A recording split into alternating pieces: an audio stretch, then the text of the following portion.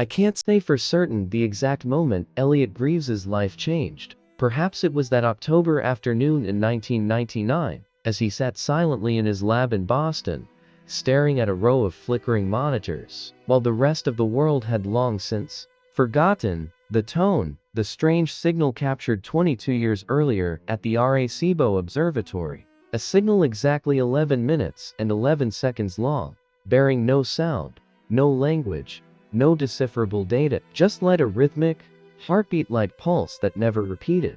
Or maybe it was that fog-drenched night in 2003 when Elliot sat in his car, hands clutching his head, blood still wet on the windshield. His wife and daughter were no longer there. A sharp curve, a scream, a blinding white void with no end. From that moment on, Elliot began to move against the direction of the rest of the world. While humanity raced forward with high-speed internet, AI, space missions, and thousands of papers on black holes, Elliot returned to an old, forgotten signal, a stream of light no one understood except him. He lived in isolation, a weathered, gray wooden cabin in the woods of Vermont where winters linger longer than elsewhere and cell phones are more decorative than functional. Each morning, Elliot rose at precisely 5:47 a.m., brewed coffee by hand, and scribbled indecipherable equations on glass walls, formulas no one else could verify. There were no more journal articles bearing his name, no more students, no one called him MIT's youngest prodigy anymore. Elliot Greaves was now just a name crossed out of academia. The only person who still kept in touch was his father, William Greaves, a seasoned mechanical engineer at NASA, who had once helped design the guidance system for the final Apollo mission. A man of machines, of absolute logic, of technical drawings that could never afford to be off by even a millimeter. He had never truly understood Elliot's blind faith in what he called conscious light. And for a long time, the two hadn't really spoken. Every call began with voicemail and ended with the cold message, "Still alive. Don't worry." Then one day, as snow blanketed the forest roads, William appeared at Elliot's door unannounced. His hands trembled slightly. Parkinson's, stage 2. Slung over his shoulder was an old backpack. In his coat pocket, a letter from the hospital clipped to a photo of his granddaughter, the brown-haired girl with bright eyes neither father nor son could speak of. "I came for the light," he said, when Elliot opened the door. Eyes still, adjusting. "What light?" "That crazy signal you've been chasing." Elliot stood frozen. His heart thudded like a door about to give way. In that moment, every ache in his chest surged upward, like a layer of ash that had never truly settled. What happened next was never part of Elliot's plan. A new signal had been received from an obscure observatory in Greenland. It lasted exactly 11 minutes and 11 seconds. Broadcast at 11.11 megahertz, perfectly matching the original tone from 1977. But this time, the light wasn't just a pulse. It was a three-dimensional spatial pattern, a luminous map that revealed itself only under conditions of ice and magnetic resonance. Elliot analyzed it, layered the data, calculated every deviation down to the nanometer, and he knew. Pointed to a location, a place found on no planetary map, and instinctively, without funding, without a team, he set out. Just a worn fabric bag, a waveform receiver, a few faded photographs, and his father, hands trembling, but eyes still bright with the fire of 1969. When he watched Apollo lift off from the launch pad, they found a guide, an Inuit man named Kiri, who had lived most of his life in northern Alaska and knew every crevice beneath the ice as intimately as his own breath. But Elliot didn't know that this journey wouldn't lead him outward, it would pull him inward. I want you to recall a feeling, that sensation when you hear a familiar song, but can't remember where you've heard it. A melody that feels both strange and close, making your chest tighten like a memory you never had, yet somehow recognize. That was how Elliot felt when he reached the origin point, amid a vast, endless whiteness. No electricity, no satellite signal, no GPS. There was only a thin beam of light seeping through the ice, as narrow as a crack, pulsing precisely at 11.11 megahertz, and somehow alive. Kiri stood trembling. William sat down in the snow, hand over his heart. Elliot closed his eyes, and in that moment he heard his daughter laugh. Not a recording, not from a speaker, not from any device. It resonated from within the pulse of light, as if memory itself, as if love had been encoded into that luminous rhythm, not as video, not as imagery, but as presence. When Elliot touched the beam, his heart pounded so hard it hurt. A flood of uncontrolled memories surged forth. Her eyes, her lullabies, an unfinished dinner all alive again. Not in his mind, but inside that very light. William wept, something he hadn't done since 1973. She's gone, but her love is still traveling the universe. Elliot whispered. It wasn't a scientific statement. It was the last thing a father, a husband, and a scientist no longer believed in could hold on to avoid completely falling apart. You might ask, what did they find in that ice fissure? A doorway? Another planet? A civilization? The answer was never documented. Elliot never published anything. No paper, no dataset, no explanation. He left behind one final light transmission, 11 minutes and 11 seconds long, a waveform capturing his daughter's heartbeat while she was alive. A code no one could decipher except him. Years later, Elliot Greaves was spotted teaching physics at a small mountain high school in Colorado. Every day, he stood at the front of the class, explaining the speed of light, particle waves, Einstein, and Hawking. But when class ended, he would raise a piece of chalk and write softly on the blackboard, "Love is the only frequency every living being can hear." That was a story that began with a signal, but didn't end with logic. A story that began with light, but not the kind from bulbs or suns. It was the kind of light that never dies, the kind that lives in the human heart.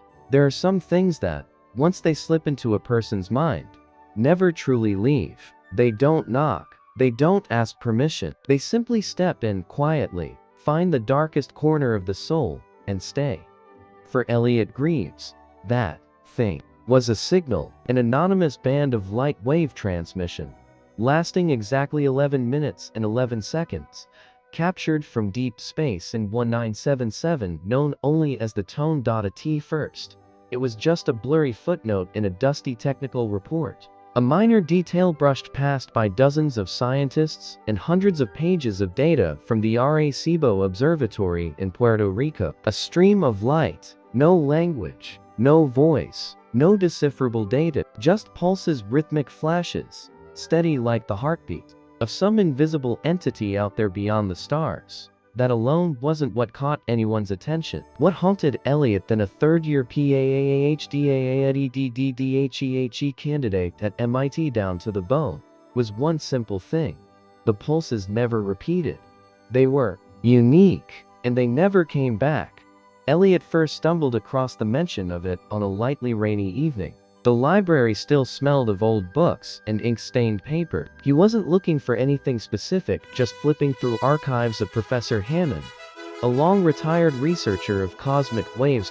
In one of Hammond's soft leather notebooks filled with scribbled formulas and half-finished diagrams, Elliot found a final page marked in faded red ink. It is not a call. It is a key. Just that. A forgotten signal, never understood, never mentioned again, yet called a key. Elliot couldn't take his eyes off that line. He didn't know why it gripped him so tightly, but from that night forward, he began hunting down every piece of data related to the tone. He reconstructed its waveform, mapped the light pulses into three-dimensional sequences, night after night, while his peers worked on string theory, the Higgs boson, and wormholes. Elliot buried himself in silence, staring at those wordless flashes of light. Soon, he began to hear, and he closed his eyes, not with his ears, but with a deeper sense, as if something gentle and wordless was brushing the very folds of his mind. A beat that wasn't blinding, wasn't urgent, but always there, like a pulse you can't forget. You must understand. Elliot was a rising star, a young genius, a darling of the Institute, a name destined to reshape 21st century physics. But then the tone arrived like a tide that swept him slowly but steadily off the shores of mainstream science. His advisors began to worry. They called him in, asked why his thesis remained unfinished, why he no longer contributed to the team. Elliot looked at them quietly and said, "I'm following a signal everyone else has left behind." From that moment, he knew he was drifting out of orbit. After leaving MIT, Elliot moved to Vermont.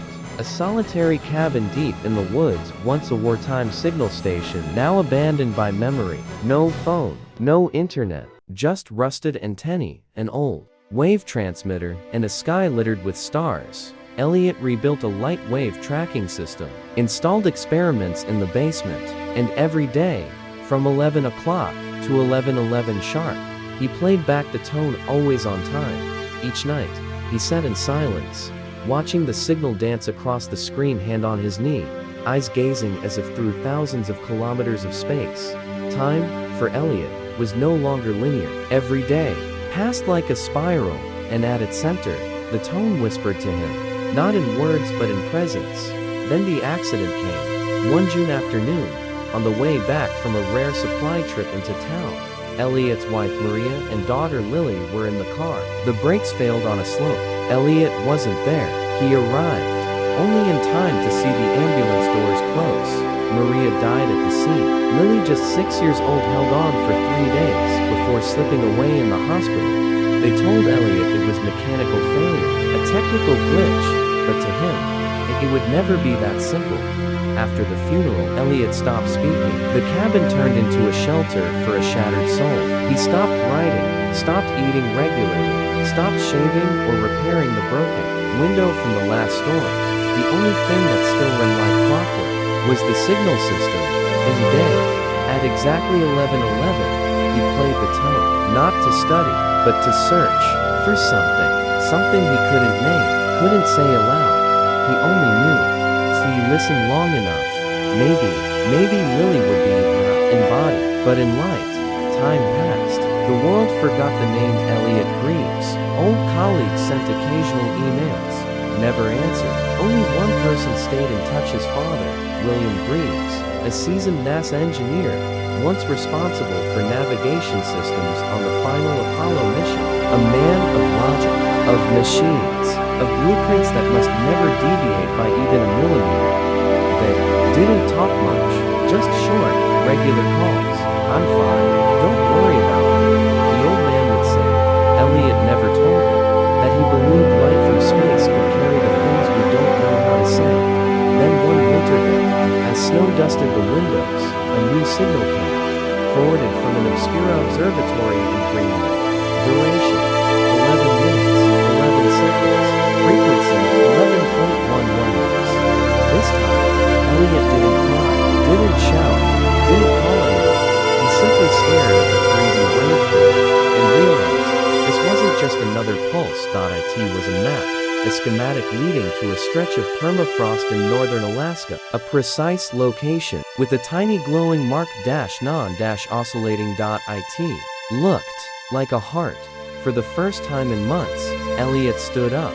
He dug out old notebooks, calibrated the wave tracker, packed a bag, and just then the door opened. His father stood there, holding an old map, eyes wide, as if seeing light in his son's face for the first time in years. He said only, "Shall we go?" Elliot didn't answer. He didn't need to, because in his chest, pulsing softly, the tone had already called. No one truly remembers the exact moment they lost something, not until all the sounds in their life fall silent. For Elliot, that sound was his daughter's laughter, Lily's voice echoing from the back seat. In those late afternoons, when they drove through the red maple woods of Vermont, a tiny voice, asking again and again about stars, about light, about why can't our eyes see gamma rays, then bursting into giggles every time Elliot pretended not to know. "Dad, you're supposed to know everything." "No, sweetheart, I'm just learning with you." Then, if I ever disappear, where would my light go? That day, Elliot had only smiled, no answer. Now, he understood. The day of the accident wasn't a stormy afternoon like in the movies. The sun was out. The sky was a flawless blue. The scent of pine still lingered on the wind. Maria, his wife, had said she'd take Lily to her kindergarten graduation. Elliot had promised to join, but that morning, a signal came through from the Greenland station, a light pulse eerily similar to the tone. His chest tightened. His hands shook as he checked the frequency. 11.11 megahertz. And Elliot made a choice. He stayed at the signal room, even as Maria stood at the door, bag in hand, looking at him for a long time. I just need you to be there, even for a moment. Just this once. Go ahead. I'll tell you everything when you get back. Those were the last words. They never made it home. A sharp curve, a brake failure, a rollover. Maria died instantly. Lily, people said, held tightly to her stuffed bear until the emergency team arrived. Elliot got the call at 4:19 p.m. the time. He was still analyzing the light pattern, muttering about overlapping pulses between the two signals. The computer screen flickered. The circuit board emitted a beat like a heart. When the phone rang, he didn't pick up. Only on the 5th call did he answer, and everything collapsed with 4 words. Elliot, come to the hospital. He doesn't remember how he drove there. The lab and hospital were 27 minutes apart, but every second felt like a clock hand, carving into his skin. When he arrived, the nurses avoided his gaze. A young doctor's hands trembled as he handed over the death certificate. Elliot saw his daughter lying motionless. That tiny body, like a light drained from the world. No breath, no warmth, nothing. And no one dared to say, I'm sorry. He didn't cry. He just stood there, suspended between reality and void, a soul unable to touch the ground. The funeral was quiet. No speech, no music, no family beyond a few old colleagues that came out of courtesy, not grief. His father William stood beside the coffin, the old glasses fogged by the cold. Elliot kept his distance. Between them was more than generational silence. It was a fracture that never healed. William had once told him, years ago, you're chasing something no one understands. You're trading the living for the dead. Elliot hadn't answered then, and now, with the living also gone, words meant nothing. After the funeral, Elliot returned to the cabin. He spoke to no one, answered no calls, read no emails. He lived like a shadow, existing only in broadcast hours. Mornings making coffee by hand, afternoons replaying the tone, evenings reading old notes, nights naming stars and whispering Lily's name. No one knew if he was still alive. Truthfully, neither did he. One night, Elliot dreamed of Lily standing in the frozen woods. She wore her white graduation dress, held her bear, smiled brightly. Behind her was a soft stream of light pulsing like the tone itself. Lily said nothing. She only reached out, inviting him in. When Elliot awoke, he wasn't sure if it was a dream or something more. But from that night on, he believed that light was calling him, and Lily somehow was still there, inside a signal the world could not yet understand. Then one day, in mid-December, during the coldest winter in 30 years, snow fell so heavy no one could leave their homes. Elliot was at the signal station, fingers trembling from the cold, eyes locked on the latest Greenland transmission. Suddenly, a knock on the door. He froze. No one came here except the postman or a lost animal. The knock came again, firm, even. Elliot opened the door, and standing there in snow, in an old coat, with a dust-covered backpack, was his father, William Greaves. The old man looked at him a long time. He said nothing, just held out a piece of paper, a hand-drawn light diagram, identical to the signal from Greenland. Elliot's hand trembled as he took it. William spoke softly. I saw it. In my dreams. 3 nights in a row, nothing else was said. Just snow, and 2 men at a threshold, 2 broken beings staring at one another. In a moment beyond words, Elliot let his father in. They sat across from each other like strangers. After a while, William spoke slowly, haltingly. I never knew how to be with you, never understood you, but if this light means anything, if it's connected to Lily, then I want to go with you. Elliot didn't answer. William continued, I don't have much time. Parkinson's is at stage 2. The doctor says I might lose control of my hands in 6 months. Silence. But if there's even a chance to see her again, even as light, then I'm willing. For the first time in years, Elliot looked at his father. And no longer the cold engineer from NASA, no longer the man of formulas and logic, just a father, old, trembling, and alone trying to do one last right thing. Elliot nodded. We'll go.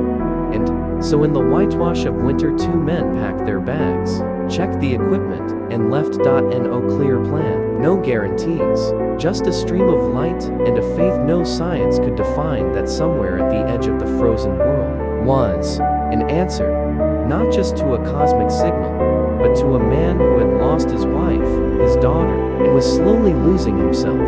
There are moments in a person's life when you know, if you take another step forward, there's no going back. For Elliot, the moment he realized the light signal contained an actual three-dimensional spatial structure wasn't just a breakthrough in research, it was the boundary between science and belief, between this world and something far beyond it. Alongside his father William Greaves, Elliot began analyzing every unit of light embedded in the signal. By projecting the 11.11 MHz frequency into a vacuum chamber and recording the oscillations within an optical crystal, they generated a floating image in the air, a pulsating, rotating cube of light that seemed to breathe. Inside that cube was a coordinate, a blind spot on Earth's geomagnetic map, a region in northern Alaska where air pressure was unstable, satellites couldn't scan, and winter temperatures often fell below 60 C. If this is random, William murmured, then the universe has an impeccable sense of design. The more they analyzed, the clearer it became. This light wasn't just a wave. Each pulse carried a distinct logic. Elliot applied Fourier deconstruction, layering the signal as if composing a musical score. The result was unexpected when translated back into audio. The sound resembled a heartbeat, not mechanical, not rhythmic, but emotional. Throughout the 700+ seconds of the tone, the strongest wave peaks coincided with moments Elliot remembered most vividly with his daughter. Was this a coincidence? Or could light waves store human memory at a quantum level? Elliot didn't have an answer, but he felt undeniably that the signal wasn't calling him to a place. It was calling him back to something lost. 2 weeks after finalizing the model of the light map, Elliot and William set off. They told no one, made no announcements, sought no support. Elliot knew, if the world discovered what they were chasing, it would be crushed under the machinery of institutional science, or worse, repurposed for military ends. The journey began with a small flight to Anchorage, the largest city in Alaska. From there, they rented an off-road truck packed with food supplies, analog navigational tools, power generators, radiation sensors, and signal detectors. Their guide was Alayla, an Inuit woman, tall, quiet, with eyes that seemed to hold all the secrets of snow and ice. Alayla didn't ask many questions. She simply looked at Elliot and said, "If you hear songs in the wind, don't sing along. Sometimes, they're not meant for humans." The farther north they traveled, the shorter the days became. Daylight shrank to less than 3 hours. By the third night, their GPS started blinking, then went completely dark. From then on, paper maps, mechanical compasses, and the light map were all they had. William, unaccustomed to such cold, began having minor tremors, more frequent and noticeable, but he never complained. Occasionally, he'd stop, place a hand over his heart, as if afraid it might stop beating before he saw that light he dreamed of. On the 8th day, amidst a blizzard, they stopped near an icy cliff. Alayla pointed toward a narrow fissure, from which a faint blue glow shimmered. "That's where the stars sing," she said softly. "But they don't sing for everyone, only for those with the deepest longing." Elliot moved closer, signal meter in hand. Frequency 11.11 MHz. Pulse pattern, a perfect match with the tone. Behind him, William stood still, tears falling. Whether from the cold or from within, no one could tell. Before them, the faint light from the fissure led into the belly of the glacier where answers awaited.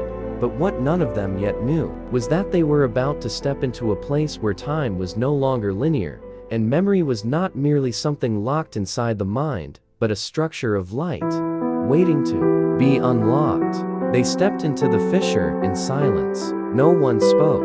Their footsteps echoed like sounds from another world, deep, resonant, and so dense that space itself seemed to warp around them. The blue light within didn't shine like a lamp. It exhaled thin, layers of luminance like mist, touching the skin and dissolving. The temperature dropped sharply, but Elliot felt warm. Strangely, each time the pulsing light surged, vivid memories flooded his vision. Lily running in the sunlight, laughing. In a field of wild grass, Alayla whispered, "This is the first layer, the layer of memory. Each person who enters will see what they've lost, but don't try to touch it. If you touch, memory won't forgive you." William coughed faintly. His hands began to tremble more severely, but his eyes stayed locked. Ahead, where the light converged into a spiral path, curling like the petals of a flower, they walked deeper.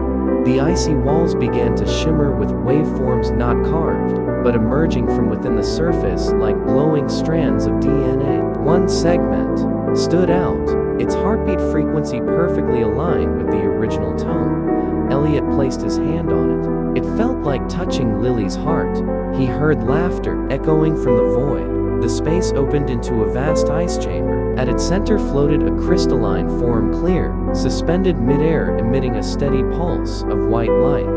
The rhythm was the tone. William stepped closer. His hands shook violently. When he touched the glowing core, he collapsed. In that moment he saw her, his wife, long gone, and Elliot as a child, wide-eyed and full of hope. Elliot rushed to catch him. "Son, that light, it's everything I never said, everything I regret."